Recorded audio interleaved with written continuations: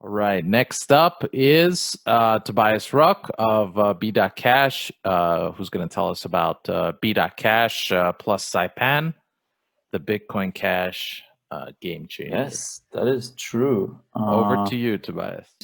All right. So B.Cash, third Bitcoin Cash anniversary.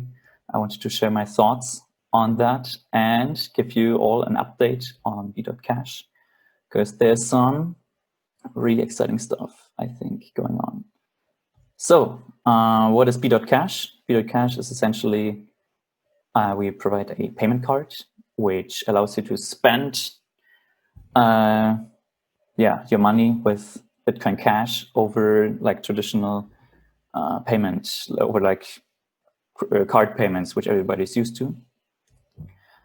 And we also have a wallet or like a phone app, which allows you to connect your card with like your account. You can actually connect multiple phones or multiple cards and whatnot to your app.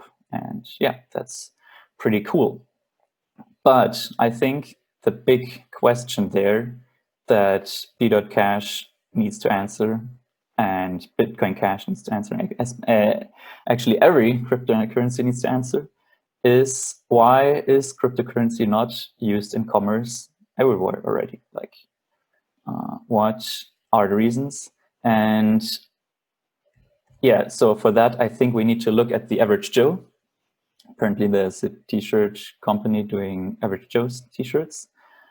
And for that, we need to figure out which problems they have and to solve them. That's number one. But also, we need to meet the expectations. So if we just like, HP already invented the touchscreen like a long time ago, but it didn't take off because it didn't really meet the expectations of the users. So we have to keep those two in mind. And let's start with solve problems. And I think Bitcoin Cash is actually solving some great problems. And I think the problem we can do is we can be faster, we can be cheaper, and we can be more reliable. That's kind of the meme in Bitcoin Cash. I mean, we also got stuff like international payments and so forth, but those are, I guess, a subset of those.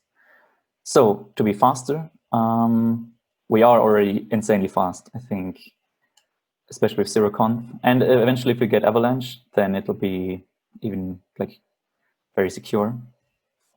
But in my opinion, right now we are slower than credit cards, especially like if you have to pull out your phone, you need to scan a QR code and stuff, then it takes, like, you need to open the app, maybe the camera doesn't focus, maybe, like if you have a card, especially if it's NFC enabled, a credit card, then it's just faster. So cheaper, we are already really cheap, really cheap, 0.1 cent miner fee, and that's like the premium scale. That's like not super cheap actually. We don't have any monthly fee compared to like banks. And we already have loyalty SLP rewards, especially with HoneyPay. They're doing an amazing job there. And I think there will be much more in the future. But still, the customer pays the fee. And that's not how most people perceive it. Like if I pay with my credit card and it says $50, it'll deduct $50 no matter what. So more reliable. We are like always online. Very seldomly there's like a bug. Even 51% attacks we could handle. Sometimes there are splits which make things a bit messy, but I think those can be handled. But still, beginners often lose coins due to a myriad of reasons. So I think we can also do better on that front. So solve problems, that's about one, but the part two, and I think that's actually also as hard, or maybe even harder than solving problems, is that we meet the expectations of our average Joes, like of the people who want to onboard. So people are used to card payments, like people use credit cards. They don't really use QR codes, at least in like the area I want to focus on.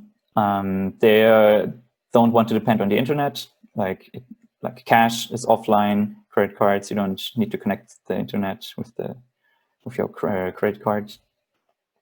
They're used to accounts. I already alluded to that in the previous section.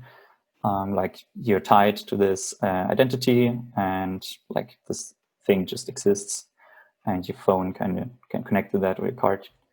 They're used to decimal numbers, actually. Like I wanted to show my credit card, but that would be kind of insecure. But it literally only has like either human readable text or decimal numbers, none of this hexadecimal kind of stuff, which people aren't really used to. It needs to be a unit of account, something people can relate to. It should be like, it should feel free, so they don't like what gets deducted is what they like paid, what it's like in the register. We also need to have recurrent payments. Like that's what people are used to. For example, if I do like my lessons, or if somebody signs up for a gym, they can just do that. Like the bank will handle it and automatically send the stuff.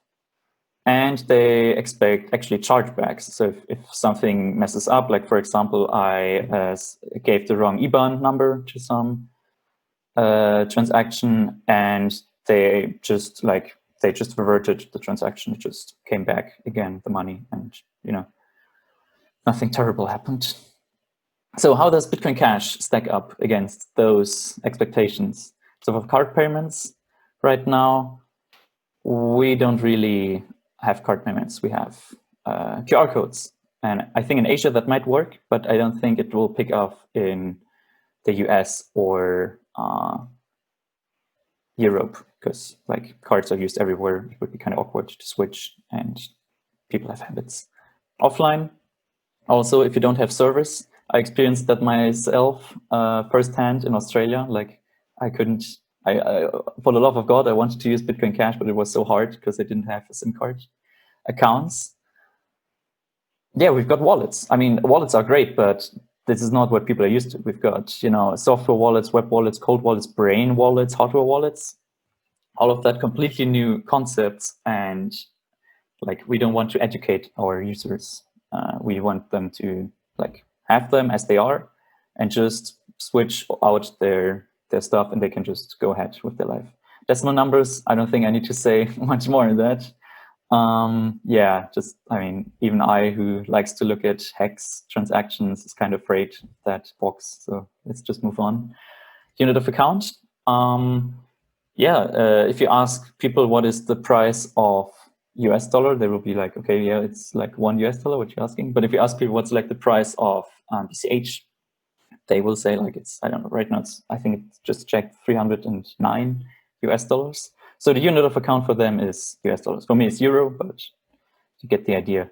And I actually believe that we won't have stability on Bitcoin Cash for a very long time, price stability, because the supply can't adapt. Like if the price goes up, it'll just have a continuous steady supply. And so I think it'll be very unstable for a quite long time. So we need to find a solution for that. We also have fees. Like we have some fees. Obviously, like we have to be fair. It's very small. It's less than a cent. Often less than 10th of a cent. So, but it's still like it's non-zero. And as Romit mentioned in the previous, like they would be like, why would I want to pay for something like a transaction? It's free. Like I even get money for that. For recurrent payments, I mean, we don't have anything. We've got Mecenas, to be fair, but I mean, even Karol Jetkowski kind of admitted like, yeah, okay, the UX isn't quite there because you kind of have to lock up your coins. Doesn't really work well. Chargebacks, I think this is the worst. If your coins are sent, they're sent. Like this morning, I had to send like a bunch of coins, like a bunch, and it was so scary. Like I double checked. It's just, I don't know. It's still frightening. And when I do a bank transaction, I don't, even if it's more money, I don't feel the same, because I'm like, oh yeah, we can figure it out. Like they won't, like they can send the stuff back. I can call my bank and stuff. So yeah. It's like, so that's it. Like, are we lost? And I don't think we are at all. Be.Cash will solve these problems, and I will show you how. So the card payments, I think I already showed a bunch of presentations here. But yeah, just like you've got a point of sale system, you hold it on the scanner, it'll scan. And I mean, Bitcoin Cash is just amazing. Like the transaction actually arrived after like 1 or 2 seconds, which is just crazy. And I got an onion. Yeah, and this is what we're building. And it already works. It's still in a prototype stage, but yeah.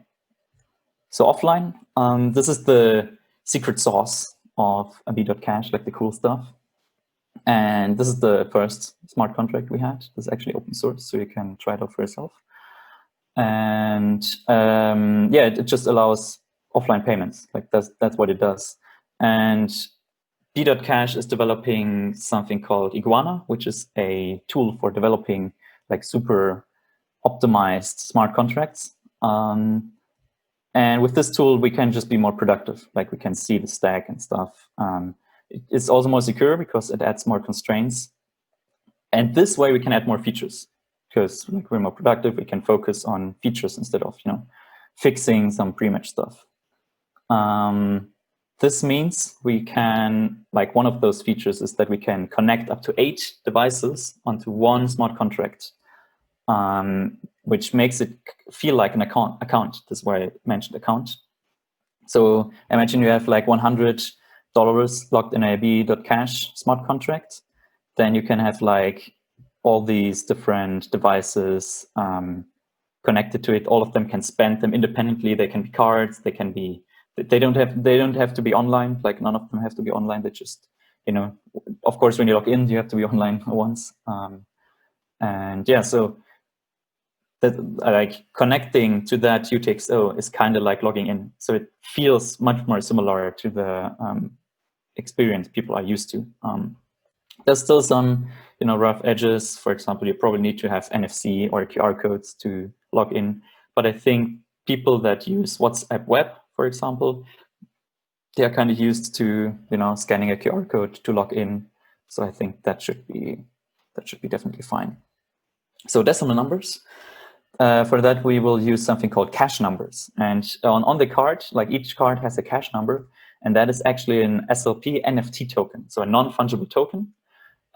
So each number, you can like have that as a thing on the SLP chain as an SLP token, and you can send it around to different address and stuff. How am I on the time? Oh, I'm very good on the time. Maybe you can even do some questions. Yeah, it can be sent to a different address. So, like, if something changes, then you can still keep your own phone number. For example, I'm switching my SIM card all the time, but I still can keep my phone number. And it would be great if we can do that with cash numbers too. And we can, because it's just a token. You can send it around. I mean, you might even sell it, I guess. I hope there won't be like too much of a market for that, but that's what we're building. So unit of account, there's a super amazing thing on Bitcoin Cash, and I'm a very great fan of that. And it's USDH done by Honest Note, and its price is basically $1. Like it's pegged to that. You can always redeem 1 USDH for $1. Yeah, and we use it on Be.Cash. This is what we're doing. Let me actually get a drink. And yeah, and there's actually a API for USDH. It allows some really cool stuff. Like you can connect your bank account to that API, and Be.Cash will integrate that API. Like it'll just hook up to that API. You don't need to sign up to any other app. Like obviously you need your bank. That's kind of a given.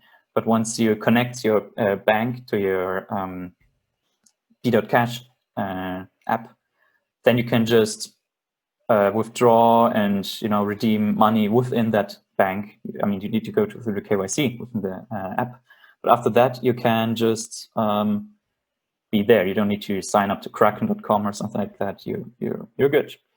And I think this is absolutely essential. And I'm such a big fan of the USDH guys. Like just the fact that this exists is already really, really cool.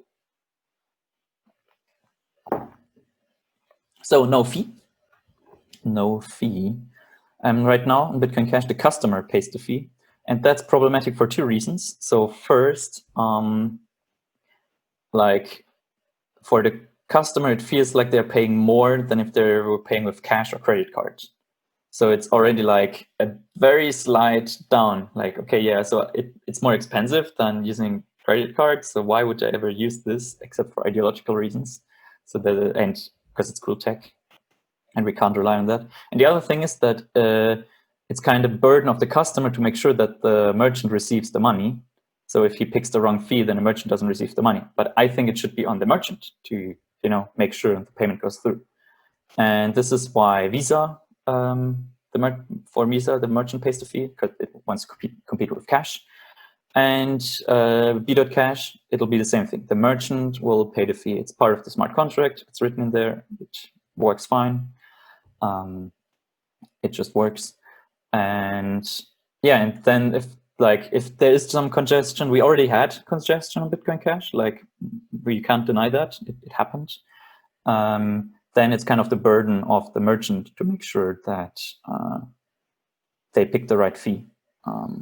Of course, like it would be great if we never had congestion, but it's just the world we live in. And yeah, and we should at least be prepared for that. So recurrent payments, this is really, really cool. I mean, all of those are really cool, but this is especially cool.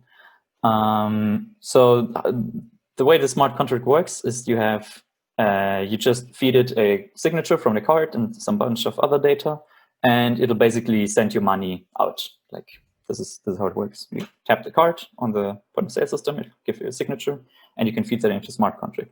But we've actually been able to extend the smart contract so it can also do recurrent payments. So if the timeout within the recurrent payment expired, you can redeem some of the coins within that smart contract. And this is actually really, really cool because it allows new business models. For example, a subscription-based business model and some Patreon-style kind of funding, which I think is huge. I think those could be a big avenue to adoption. So, for example, for subscriptions, we can have some kind of premium accounts. For example, I use YouTube Premium. Okay, you can hate me on that, but I do. And because like it removes the ads, and we can use that for other platforms, maybe some social network kind of stuff where it's like just the cool kids and you pay a monthly fee for that, and the wallet handles it automatically. Like you don't have to do anything except do the initial like stamp of approval, basically. And then you don't even have to be online anymore. Yeah, it'll just do it automatically. But also membership fees, like gyms and clubs.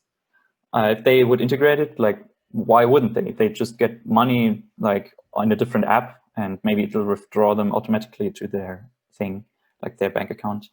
And also, like, especially I think for the third world or something, that would be very interesting to have like rent paid this way. It's like, okay, yeah, just sign this recurrent payment, and I can see like what's the current state of the rent payment. Like, is it still on the blockchain? Will it be able to be paid? And stuff like that. But also Patreon-style funding. So you can support content creators, for example, like on Patreon, people who make videos, or also developers, because that is a big problem on Bitcoin Cash. And I think if we have a way to support that, that will be very, very great, especially for smaller libraries that are kind of needed, and people want to be able to support developers doing that. I think that would be great. So chargebacks. Localbitcoin.com already does this. They have an escrow mechanism, and they have a blind non-custodial escrow. And the cool thing about that is that it's unregulated in the US. So anybody can do it because it's non-custodial. I think the blind is just, nice to have. But yeah, it's like you can just send I mean, I've got actually a slide for that. So suppose you have a customer and a merchant, and the merchant sells some ice. Then instead of the customer sending the money directly to the merchant, they actually send it to an escrow smart contract. So let's say ice costs $5. I don't know, maybe in California or something. Then they put it into a smart contract. The merchant will see, oh yeah, okay, it's put in a smart contract. They can hand over the ice cream. In German, we say ice. Yeah, and then after like 2 days or something, the contract is like the stuff is released and the merchant has the money, which is very similar to how payments work today, more or less, credit card payments. And if the merchant is kind of, a scammer and says like, or has a fake app that will always add 2 zeros, then like my phone will detect that and be like, oh yeah, actually, like you've got $500. Is that like intended? And I will be able to like call the escrow agent that is locked into the smart contract and be like, oh yeah, actually, like this looks shady. This is meant to be for the merchant, who's an ice cream merchant, and this is not legit. Yeah, let me actually speed up a bit, and then they just send it back. The 500, like the escrow releases the funds back, and the merchant, gets probably on a blacklist or something. I don't know. And what's actually kind of cool is that this is actually part of the second paragraph of the white paper. So we have the abstract first paragraph and then the second paragraph. Routine escrow mechanisms could easily be implemented to protect buyers. So this is what we will do. And this is already what has been done on local.bitcoin.com. And we will extend that to Be.Cash, at least for a spending limit. So if you're like over a certain amount, then Be.Cash being like, oh yeah, actually you only meant to spend like $1,000 today, and we will send the money back to you because this is like you configured it this way. And then the merchant will get a notification like payment failed and stuff. Yeah, because I mean that's kind of objective. So second question, where to start with adoption? And that took me a long time to figure out, but I've got an answer, and it is Saipan in the Northern Mariana Islands in the USA. It's a pretty small island in the middle of the Pacific, but it's kind of cute. And I will tell you why. I mean, why I'm going there. Yeah. So first of all, it has English and it has the US dollar. So I only speak German and English and a little bit of Latin, I guess. It's even less Japanese, I guess. And so that's very important that it's English. And the fact that it's US dollar means that we can use like the whole stablecoin ecosystem without a problem. It has very friendly regulations. Like it's not part of US regulations, or many regulations don't apply. There's this crypto frontier community already. So just like there's this free state project in New Hampshire, there's the crypto frontier community who's more focused on crypto than, I mean, it's focused on crypto basically, and get adoption on Saipan. So it's a natural fit, a natural ally for Be.Cash. Cards are commonplace because this is not ever the case. Like in, for example, Latin America, people don't use cards all the time. They use it quite frequently, actually, and especially there's a lot of money generated in that market, but it's not as commonplace as in the US, where they're kind of ubiquitous. It's a good bridge to Asia. In Asia, like there are already a lot of there's a lot of crypto stuff happening. It's a kind of an untapped market, and yeah, it's kind of nearby, not too many hours away and stuff.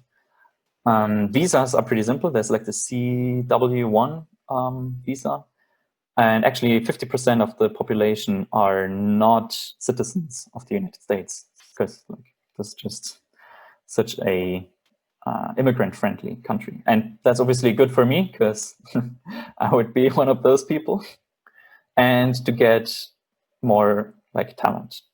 And like on the same vein, it's like it's RS exempt, so we don't need to pay high taxes for that, which is great for a startup because if you pay lower taxes, I mean, I'm there to say taxation is theft, so that's great. I mean, they've got local taxes, but that's still okay.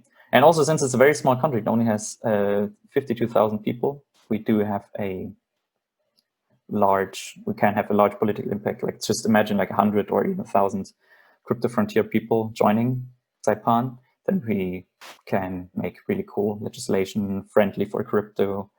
I think that would be just awesome. And like if we run the numbers, 52,000 people, they have a GDP of a bit over $1 billion.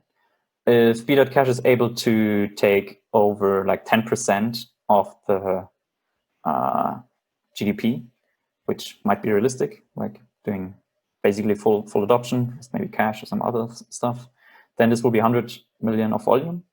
And if we charge like 1% of a fee, then this will already be like 1 million like yearly profit, or revenue, however you set the fee.